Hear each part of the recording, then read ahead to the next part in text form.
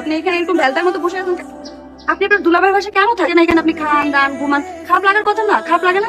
আচ্ছা আমাদের তো একটা দাঁড়ান, আমি যতদূর জানি এখানে নতুন কোনো দাঁড়ানের আপন তো করা বসে কেন থাকে না, আর আপনি বাড়িওয়ালা মেয়ে দেখে আপনি আমার সাথে ভাব দেখেন না।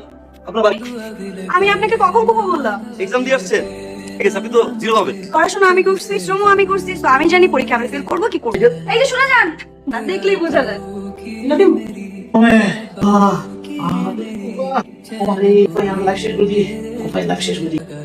গ্রাম প্রথম সাক্ষী খাইতেছে চার চার ফ্যানে সাক্ষী ছাড়া বিয়ে করা যায় নাকি? রাজা আব্বার পাগড়ি আমার পাঞ্জাবি